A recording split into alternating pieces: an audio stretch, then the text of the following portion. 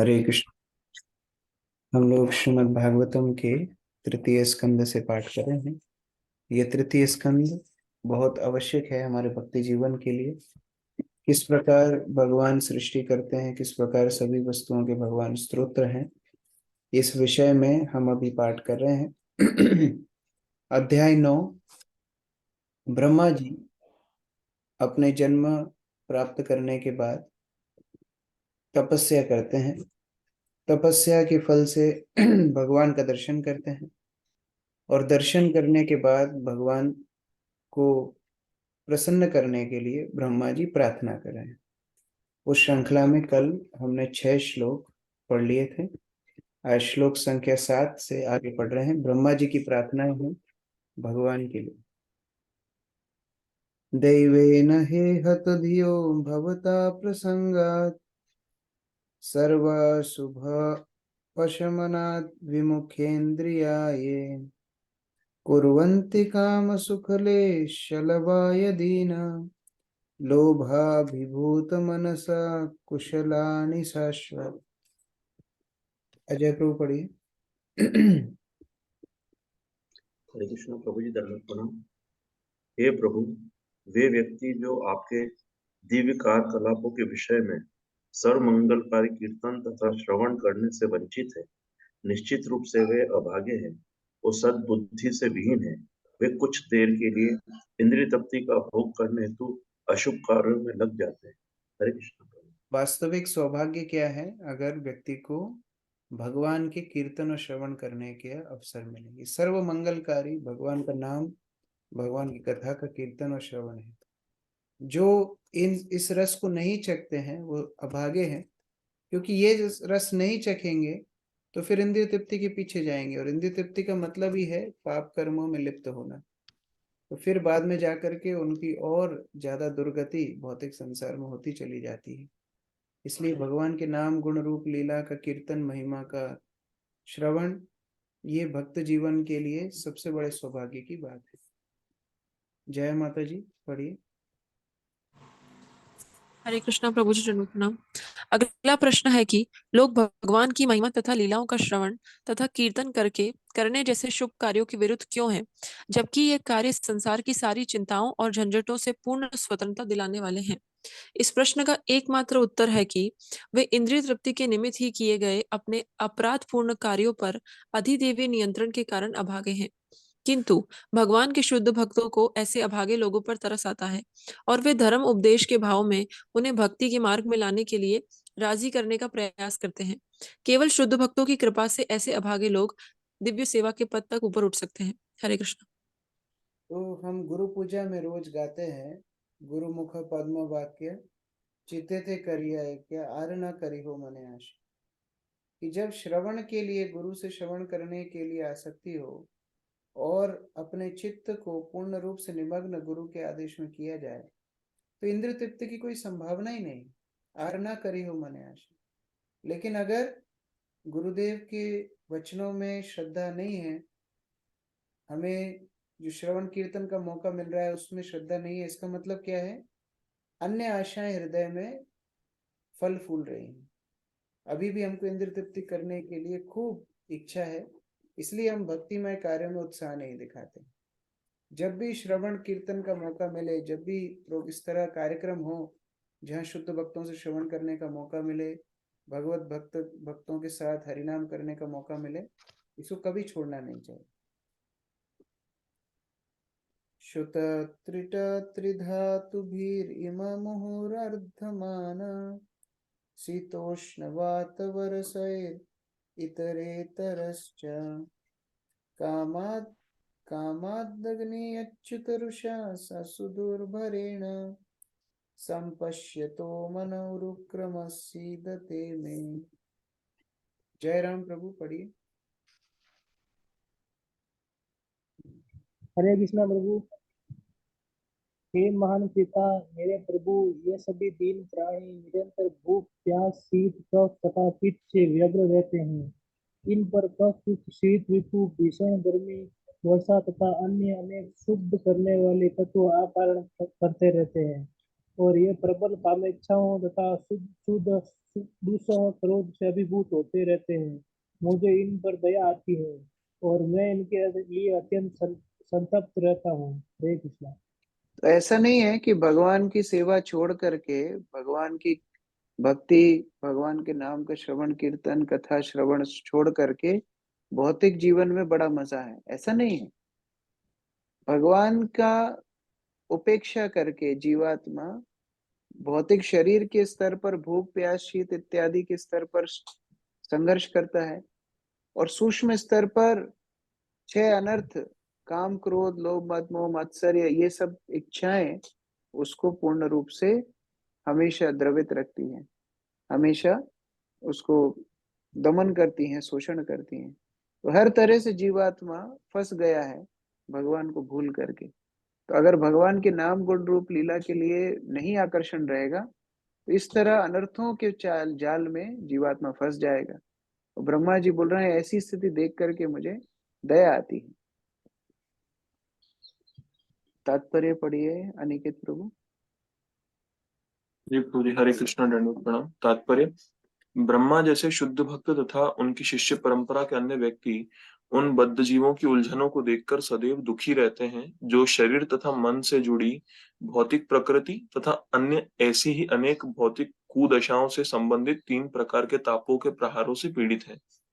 ऐसी कठिनाइयों से मुक्ति पाने के पर्याप्त उपाय न जानने से पीड़ित व्यक्ति कभी-कभी अपने को लोगों का नेता बताते हैं और अभागे अनुयायी ऐसी तथाकथित नेतागिरी से और भी हानि उठाते हैं।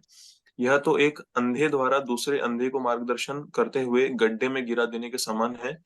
अतएव जब जब तक भगवान के भक्त इन पर दया नहीं दिखाते और इन्हें उचित मार्ग की शिक्षा नहीं देते, तब तक इनके जीवन बुरी तरह से असफल होते रहते हैं। ऐसे भगवत भक्त जो मूर्ख भौतिकतावादी इंद्रिय भोक्ताओं को ऊपर उठाने का भार स्वेच्छा से ऊपर लेते हैं, ब्रह्मा के ही समान भगवान के विश्वास पात्र होते हैं। हरे कृष्ण। तो ये वैष्णव की करुणा होती है। वो जब भी जीवात्माओं को इंद्रिय तृप्ति में देखता है, उनकी पीड़ा को देखता है, तो वो दुखी हो जाता है। अभक्त का स्वभाव कैसा है? जो भौतिक व्यक्ति उसका स्वभाव क्या है? पर दुख सुखी। वो दूसरों को दुख में देख करके खुश हो जाता है। लेकिन वैष्णव का स्वभाव क्या होता है? पर दुख दुखी। उनके जीवन में कोई दुख नहीं है, और अगर होगा भी तो उससे वो प्रभावित नहीं होते। लेकिन भगवत भक्तों को दुख क्यों होता है? दूसरी जीवात्माएं जो इंद्रिय भोग में लगी हुई हैं, भगवान को भूल रही हैं, जब भी उनको भक्ति करने के लिए बोलो बहाना मारते हैं और भगवान से ईर्ष्या रखते हैं, द्वेष रखते हैं, ऐसे जीवात्माओं को देख करके भक्तों को बड़ा दुख होता है। तो ब्रह्मा जी अपने इस भक्त हृदय से उन लोगों के लिए बड़ा दुखी हो रहे हैं। और ब्रह्मा जी की परंपरा में आते हुए सारे वैष्णवों का यही उन मनोभाव होता है कि कैसे जीवात्मा भगवान की सेवा में लग जाएं, क्योंकि उनको वो देख करके बड़ा दुख होता है। ये करुणा का लक्षण है। यावत् पृथक्त्वम् इदमात्म इंद्रियार्थ माया बलम भगवतो जन ईश पश्येत् तावन्न संसृतिर् असौ प्रतीक संक्रमेत व्यर्थापि दुःख निवहम वहति क्रियार्थ। संजय प्रभु पढ़िए। हरे कृष्ण प्रभु जी, दंडवत प्रणाम। हे प्रभु, आत्मा के लिए भौतिक दुखों का कोई वास्तविक अस्तित्व नहीं होता। फिर भी जब तक बद्धात्मा शरीर को इंद्रिय भोग के निमित्त देखता है, तब तक वह आपकी बहिरंगी शक्ति द्वारा प्रभावित होने से भौतिक कष्टों के पास से बाहर नहीं निकल पाता। हरे कृष्ण। वास्तव में आत्मा को भौतिक वस्तु प्रभावित कर ही नहीं सकती। हमने ये पढ़ा था शुरुआत में विदुर के प्रश्नों में, मैत्रेय मुनि ने उत्तर दिया था कि जैसे चांद का प्रतिबिंब थाली में हो और थाली अगर हिल रही हो, जल से भरी थाली हिल रही हो और उसमें चांद हिलता हुआ दिख रहा हो, इसका मतलब ये भी नहीं है कि प्राकृत चांद जो है वो हिल रहा है। उसी प्रकार आत्मा शरीर में है, शरीर को कष्ट होता है, आत्मा सोचती है मुझे कष्ट हो रहा है। तो ये शारीरिक चेतना के कारण माया के चंगुल में जीवात्मा फंस जाता है। अगर वो अपने स्वाभाविक स्तर को पुनः प्राप्त कर ले और भगवान का दास रूप से सेवा शुरू करे, तो फिर उसके जीवन में और कोई कष्ट नहीं होगा। वसंत प्रभु पढ़िए। हरे कृष्णा प्रभु जी, दंडवत प्रणाम। तात्पर्य: भौतिक जगत में जीव का सारा कष्ट यह है कि उसे जीवन के स्वतंत्र होने की धारणा है। वह बद्ध तथा मुक्त दोनों ही दशाओं में सदैव परमेश्वर के नियमों पर आश्रित रहता है, किंतु बहिरंगा शक्ति के प्रभाव से बद्ध आत्मा अपने को परमेश्वर की प्रभुता से मुक्त स्वतंत्र मानता है। उसकी स्वाभाविक स्थिति तो परमेश्वर की इच्छा से अपने को जोड़ना है, किंतु जब तक वह ऐसा नहीं करता तब तक वह भवबंधन की बेड़ियों में जकड़ा रहेगा। जैसा कि श्रीमद् भगवत गीता 2य अध्याय 55वें श्लोक में कहा गया है, प्रजहाति यदा कामान सर्वान पार्थ मनोगतान। उसे मनोरथ द्वारा तैयार की गई सभी प्रकार की योजनाओं का परित्याग करना होता है। जीव को अपने आप को परमेश्वर की इच्छा के साथ जोड़ना होता है। इसे भव पाश से निकलने में उसे सहायता मिलेगी। हरे कृष्ण। जीव आध्यात्मिक है, भगवान आध्यात्मिक है, उनके बीच का संबंध आध्यात्मिक है। भौतिक शरीर भौतिक है, आध्यात्मिक चिन्मय आत्मा का उसके साथ कोई संबंध नहीं है। तो अगर जीवात्मा समझे और भगवान की सेवा में अनुरक्त हो तो फिर उसके जीवन से सारे कष्ट दूर हो सकते हैं। अनियप्रितार्थ करना निशिनि सयाना नाना मनोरथ धिया क्षण भंग निद्रा देवाहरतार्थ रचना रसयोपि देव युष्मत् प्रसंग विमुखा इह संसरन्ति। विनोद प्रभु पढ़िए। हरे कृष्णा प्रभु जी, धन्यवाद प्रणाम। ऐसे अभक्तगण अपनी इंद्रियों को अत्यंत कष्टप्रद तथा विस्तृत कार्य में लगाते हैं और रात में मुनिंद्र रोग से पीड़ित होते हैं, क्योंकि उनकी बुद्धि विविध मानसिक चिंताओं के कारण उनकी नींद को लगातार भंग करती रहती है।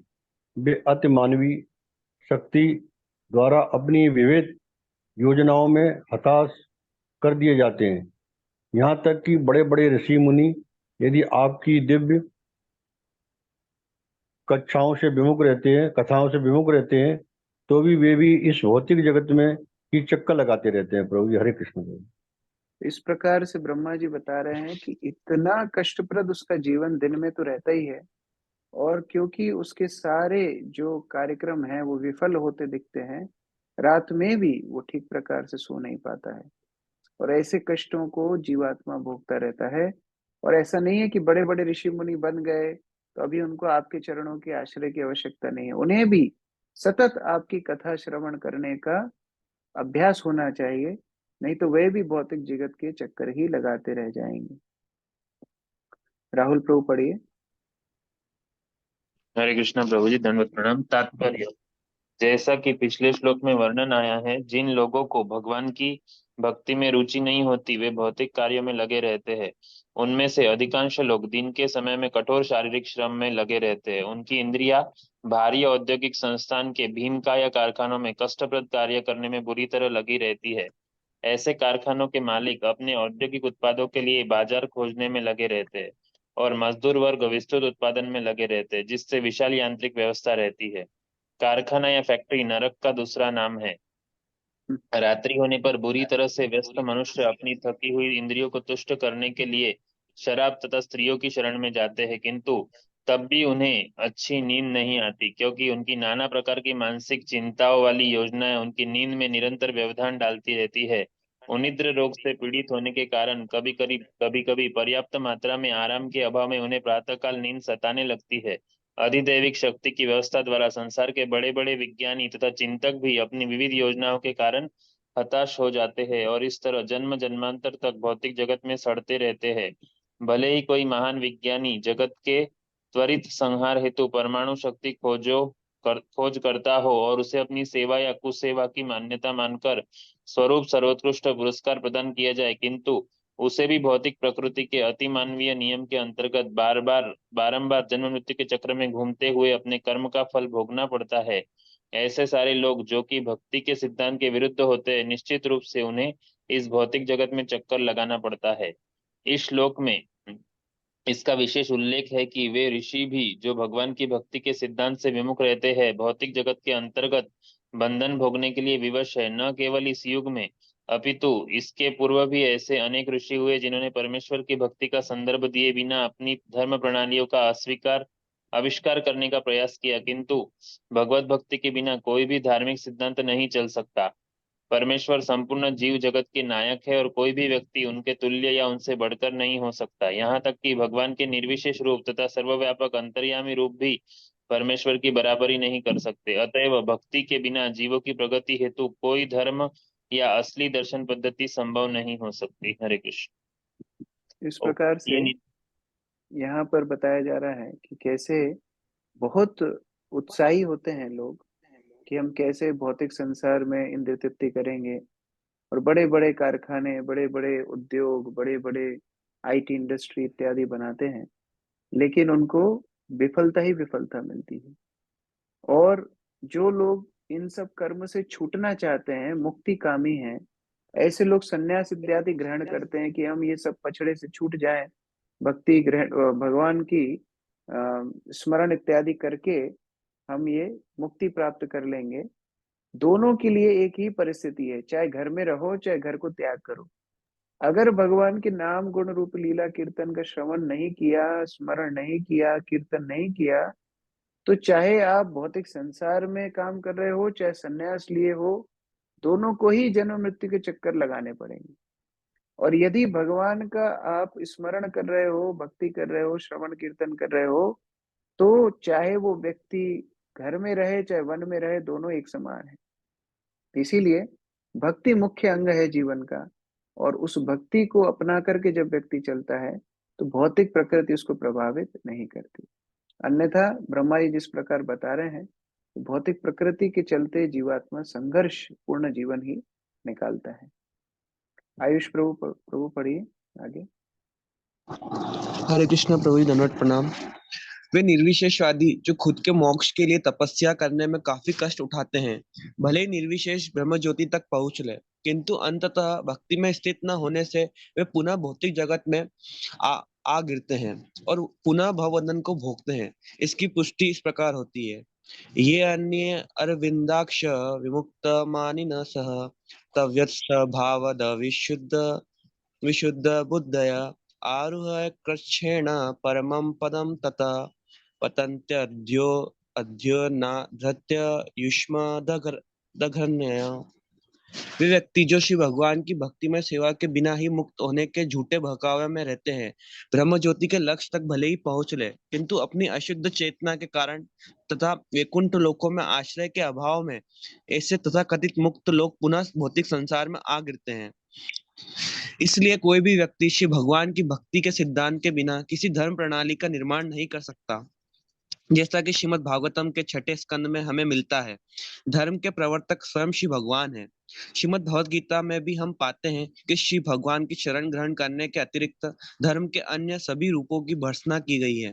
कोई भी प्रणाली जो मनुष्य को भगवत भक्ति तक ले जाती है, वही असली धर्म या दर्शन है। 6ठे स्कंद में हम अश्रद्धालु जीवों के नियंत्रक यमराज का निम्नलिखित कथन पाते हैं। धर्मं तु साक्षात् भगवता प्रणीतं न वे विद्रु ऋषियो नापि देवा न सिद्ध मुख्या असुरा मनुष्या कुतो न विद्धारचारणादय। स्वयंभूर्नारद शंभु कुमार कपिलो मुना प्रहलादो जनको भीष्मो बलिव्यास किर्वयम् द्वादशे ते विजानीमो धर्मं भागवतं पठा गुह्यं विशुद्धं दुर्बोधं यं ज्ञात्वा मृतमश्नुते। धर्म के सिद्धांतों का प्रवर्तन श्री भगवान द्वारा होता है और ऋषियों तथा देवताओं सहित अन्य कोई भी ऐसे सिद्धांतों का निर्माण नहीं कर सकता। क्योंकि बड़े बड़े ऋषि तथा देवता तक धर्म के ऐसे सिद्धांतों का प्रवर्तन करने के अधिकारी नहीं होते, तो अन्यों के विषय में तथा कथित योगियों, असुरों, मनुष्यों तथा निम्न लोक के निवासी विद्याधरों तथा चारणों के विषय में क्या कहा जा सकता है। ब्रह्मा, नारद, शिव, कुमार कपिल, मनु, प्रहलाद महाराज, जनक महाराज, भीष्म, बलि, सुखदेव गोस्वामी तथा यमराज, ये 12 अभिकर्ता श्री भगवान द्वारा धर्म के सिद्धांतों के विषय में बोलने तथा उनका प्रचार करने हेतु अधिकृत हैं। श्रीमद् भागवतम। धर्म के सिद्धांत किसी सामान्य जीव के लिए खुले नियमहीन नहीं होते, वे मानव को नैतिकता के स्तर पर लाने हेतु होते हैं। अहिंसा इत्यादि तो दिग्भ्रमित व्यक्तियों के लिए आवश्यक है, क्योंकि जब तक कोई व्यक्ति नैतिक तथा अहिंसक नहीं बनता, तब तक वह धर्म के सिद्धांतों को नहीं समझ सकता। वास्तव में धर्म क्या है, उसे समझ पाना उस व्यक्ति के लिए भी अत्यंत कठिन होता है जो नैतिकता तथा अहिंसा के सिद्धांतों को प्राप्त होता है। यह अत्यंत गुह्य है, क्योंकि धर्म के असली सिद्धांतों से अवगत होते ही मनुष्य मुक्त होकर आनंद तथा ज्ञान का शाश्वत जीवन बिताता है। अतएव जो व्यक्ति श्री भगवान की भक्ति के सिद्धांतों को प्राप्त नहीं है, उसे अपने आप को अबोध जनता का धार्मिक नेता बनने का स्वांग नहीं रचना चाहिए। श्री शोपनिषद ने निम्नलिखित मंत्र में इस बकवास का बलपूर्वक निषेध किया गया है। अंधम तम प्रविशन्ति ये संभूति मुपासते ततो भूय इवते तमो यउ संभूतयामृता। अतः धर्म के नाम पर भक्ति के असली धार्मिक सिद्धांतों का संदर्भ दिए बिना जो अन्य लोगों को गुमराह बनाता है, उस व्यक्ति से श्रेष्ठतर धर्म के सिद्धांतों से अनजान व्यक्ति है, जो धर्म के मामलों में कुछ भी नहीं करता। धर्म के ऐसे तथाकथित नेता निश्चय ही ब्रह्मा तथा अन्य महाजनों द्वारा निंदा के पात्र है। हरे कृष्ण। तो अब दूसरा बात आ सकती है, ठीक है हम समझ गए, हमको कर्मी हो चाहे सन्यासी हो, हमको भगवान की भक्ति करनी है, तो फिर यथोमत तथोपत जैसा जैसा हमारी इच्छा है वैसे वैसे हम कर लेते हैं। हमको ये अच्छा लगता है, हमको यज्ञ अच्छा लगता है, हम यज्ञ करेंगे। हमको ओम नमः शिवाय अच्छा लगता है, ओम नमः शिवाय करेंगे। हमको सावन के व्रत करना अच्छा लगता है, हम सावन के व्रत करेंगे। हमको एकादशी अच्छा लगता है, हम एकादशी करेंगे। सब अपने अपने हिसाब से चलेंगे। प्रभुपाद जी इसका खंडन कर रहे हैं, नहीं, धर्मम तो साक्षात भगवत प्रणीतम।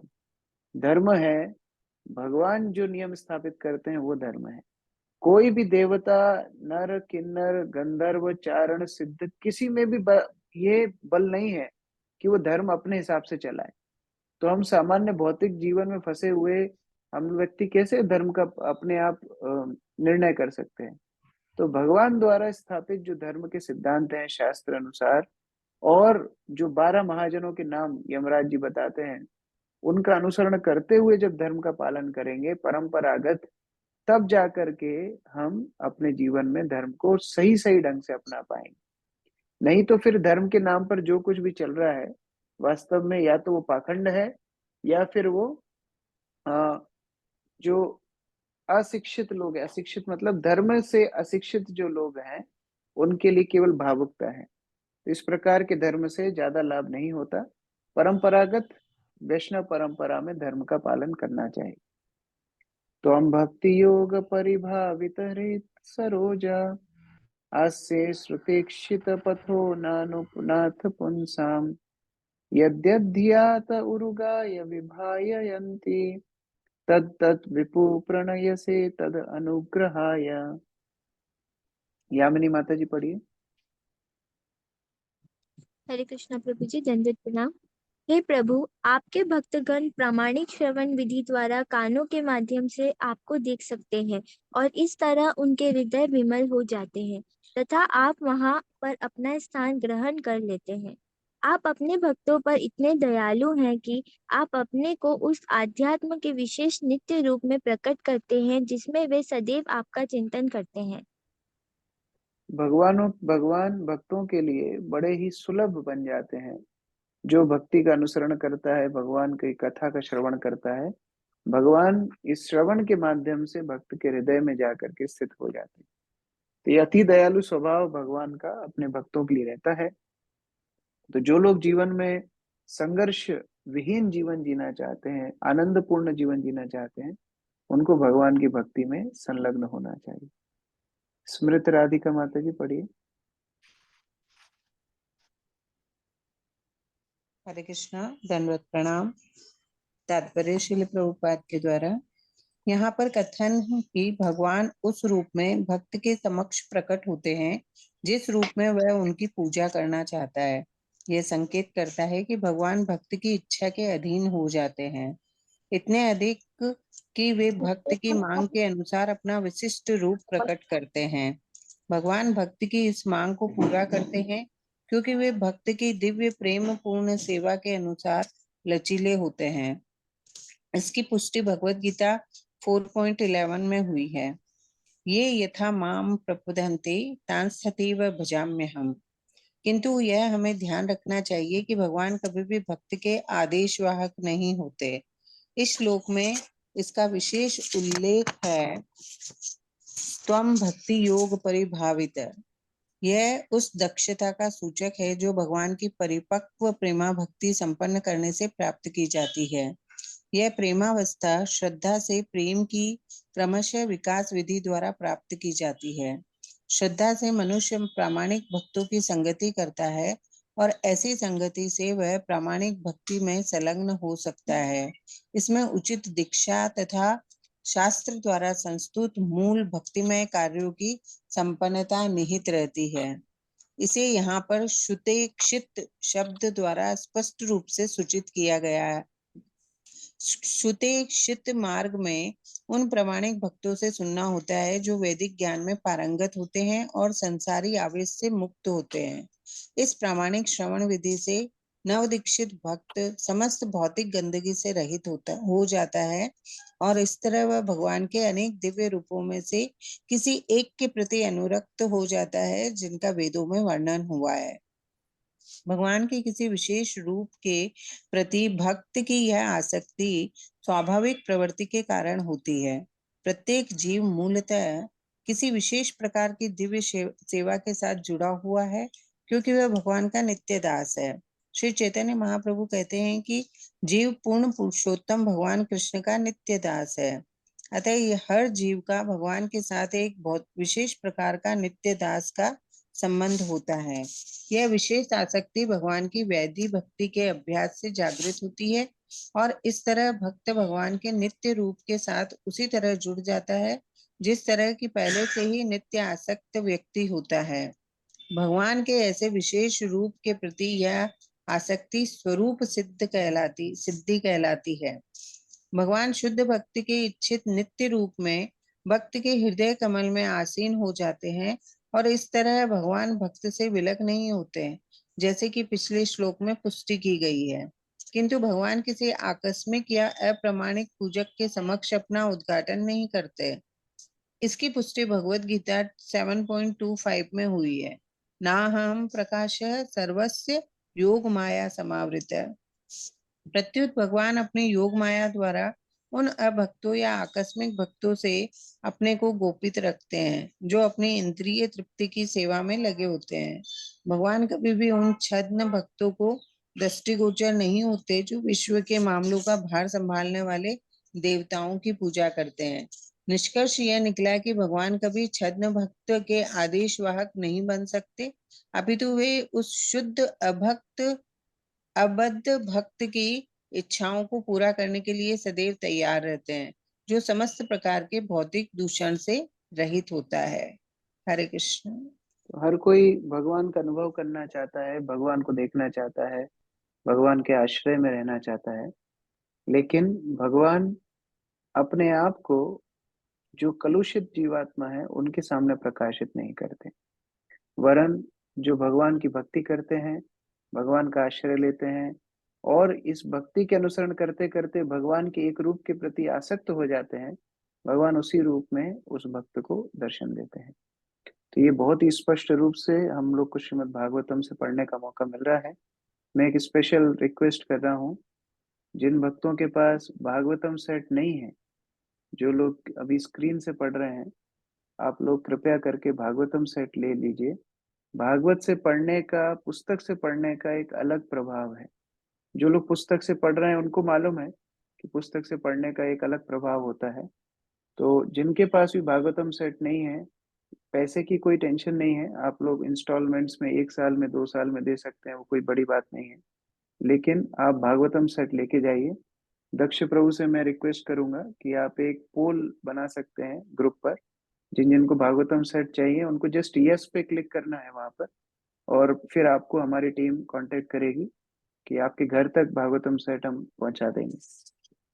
हरे कृष्णा। श्रील प्रभुपाद की जय। ग्रंथराज श्रीमद् भागवतम की जय।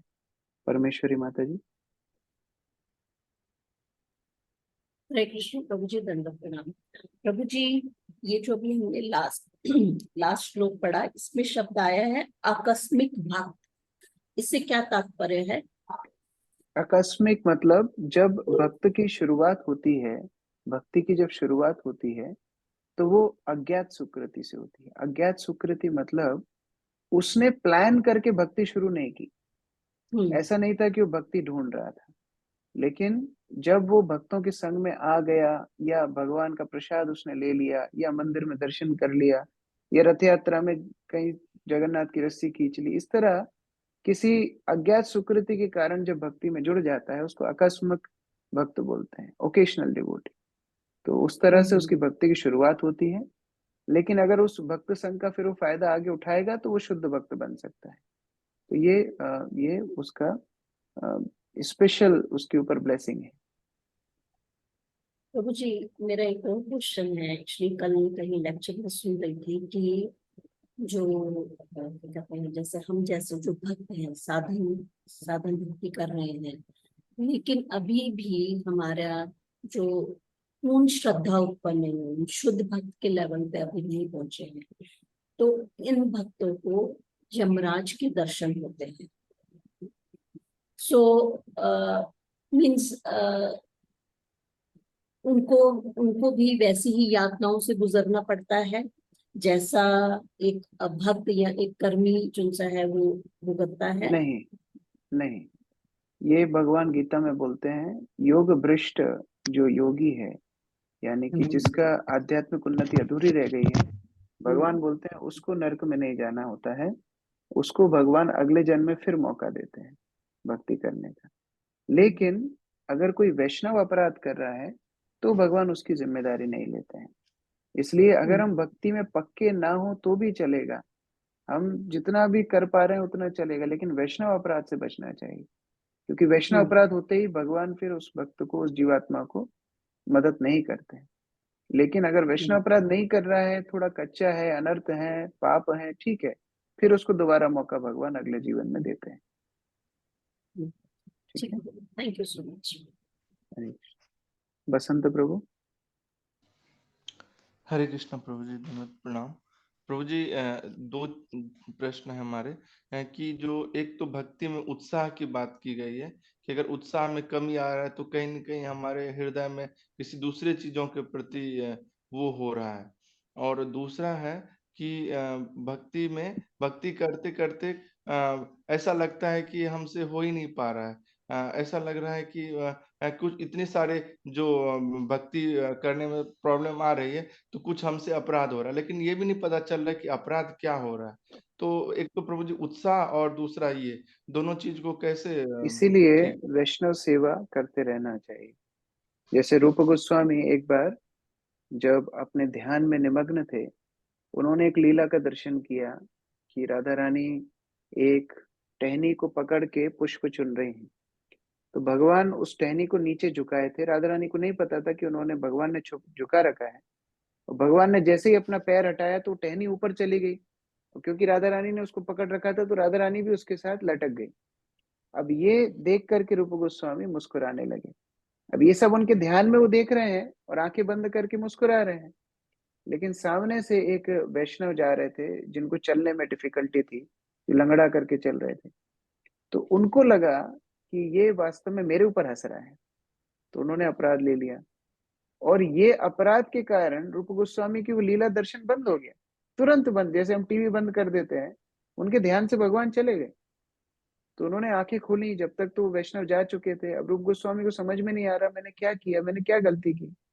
तो उन्होंने अपने बड़े भाई सनातन गोस्वामी से पूछा कि देखिए मैंने कुछ तो अपराध किया है, मुझे समझ में नहीं आ रहा है। तो सनातन गोस्वामी ने बोला ठीक है, आप सभी वैष्णवों की सेवा कीजिए, अभी आप सबको बुलाइए प्रसाद के लिए, तो जो नहीं आएगा समझ जाना उसने अपराध लिया है। तो सभी वैष्णवों को सेवा प्रसाद के लिए बुलाया, एक वैष्णव नहीं आए तो रूप गोस्वामी समझ गए इनके हृदय में मैंने कष्ट पहुंचाया है। तो जा करके रूप गोस्वामी उनको क्षमा मांगते हैं और तब जा करके उनका अपराध खंडित होता है। तो कहने का अभिप्राय, यदि हमको समझ में नहीं आता है तो फिर वैष्णव की सेवा करनी चाहिए, जिस भी प्रकार से हो। उनसे पूछना चाहिए कि हम क्या सेवा कर सकते हैं, घर से करें, मंदिर आके करें, जैसे भी करें, वो सेवा के माध्यम से अपराध का शोधन होता है। ठीक है। थैंक यू सो मच प्रभु जी। प्रभु जी, इससे एक और चीज हुआ कि ये एक भगवान हमें इस बहाने एक और अवसर देते हैं हमें सेवा का। हाँ, भगवान कभी भी जीवात्मा को छोड़ते नहीं है। वास्तव में मैं जो बोल रहा था वैष्णव अपराध के बाद भी भगवान ने एक स्कोप रखा है। अगर उन्हीं वैष्णव की सेवा की जाए तो फिर उस अपराध से मुक्त हो सकते हैं। तो ऐसा नहीं है कि एकदम दरवाजा बंद कर दिया है। वैष्णव अपराध खतरनाक है, लेकिन फिर वैष्णव की सेवा करने से उस अपराध से शोधन हो सकता है। थैंक यू ठीक है। सो मच प्रभु जी। प्रभु जी, स्मित राधिका माता जी। प्रभु जी, मेरा एक क्वेश्चन है कि अगर हमने जिस वैष्णव के प्रति अपराध किया है, अगर वही वैष्णव हमें दंड भी दे दे तो वो अपराध फिर क्षमा हो जाता है या? देखिए, सामान्यतः वैष्णव इस तरह नहीं होते कि वो दंड दें। आप जब वैष्णव के पास जाएंगे क्षमा मांगने के लिए, सेवा करने के लिए, तो उनका स्वभाव क्या होगा? वो गले से लगा लेंगे, वो बोलेंगे नहीं नहीं, कोई अपराध तो हुआ ही नहीं। इस तरह वैष्णव का स्वभाव होता है। अगर कोई दंड दे रहा है तो हो सकता है वो गुरु हो, गुरु के पद पर हो तो ठीक है, दंड देने का अधिकार है। लेकिन सामान्यतः जो वैष्णव समाज में जो व्यवहार होता है वो इसी तरह होता है। जो अपराध करता है वो क्षमा मांगने जाता है, और जो वरिष्ठ वैष्णव है या जो वैष्णव के प्रति अपराध हुआ है उसका स्वभाव क्या होता है? वो गले से लगा लेगा, बोलेगा नहीं नहीं, कोई अपराध हुआ ही नहीं है वास्तव में। ये वैष्णव समाज के व्यवहार होते हैं।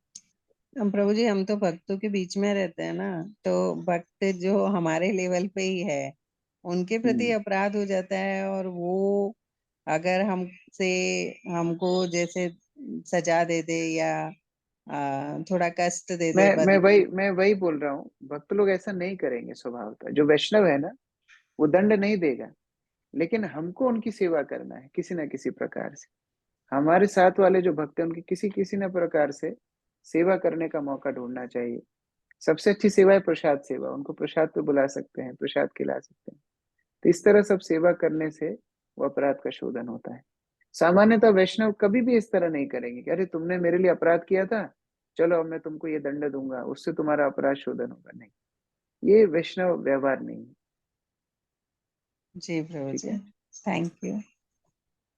रेखा माता जी। हरे कृष्ण। देखो, जैसे हमने कहा कि वैष्णव होते हैं वो ऐसा व्यवहार नहीं करते, तो अगर उन्होंने अपराध किया तो उनको कष्ट क्यों हुआ? क्योंकि भगवान कृष्ण अपराध ले लेते हैं।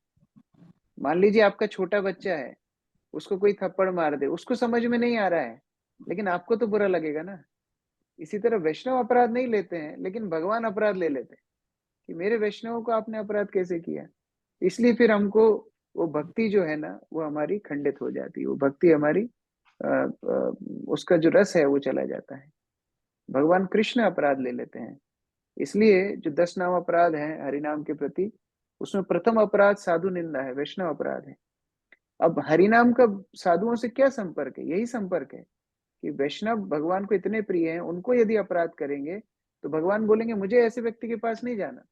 हरिनाम मतलब स्वयं भगवान है, बोलते हैं मुझे ऐसे व्यक्ति के पास जाना ही नहीं है जो मेरे प्रिय वैष्णव को अपराध करता है। तो भगवान अपराध ले लेते। ठीक है। प्रभु जी, श्लोक 7 में आया था कि जो कीर्तन श्रवण से वंचित हैं वो अभाग्य एवं सद्वंदी से विहीन। ये शब्द का क्या मतलब है? एक सेकंड में देखता हूँ, कौन सा श्लोक नंबर? 7।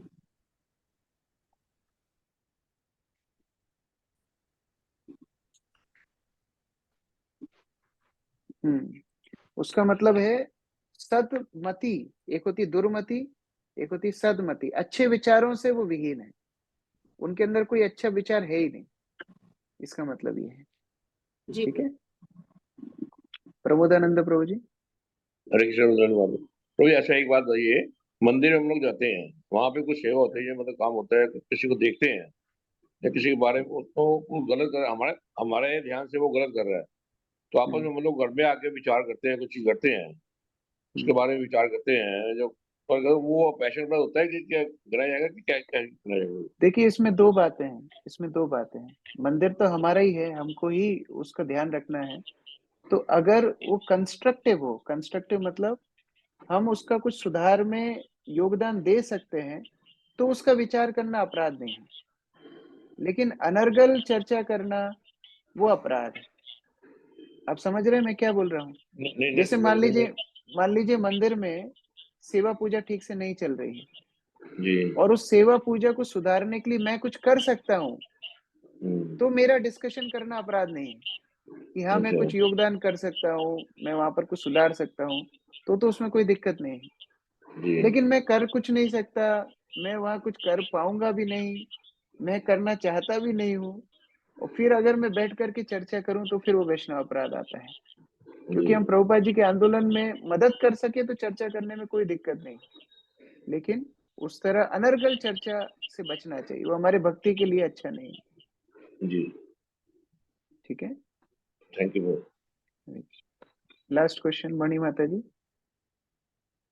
हरे कृष्ण प्रभु जी प्रणाम। थोड़ा सा एक अभी आपने जस्ट एक चर्चा करी कि वो विदुर विदुर जी बोलते हैं कि आत्मा भौतिकता से दूषित नहीं होती है।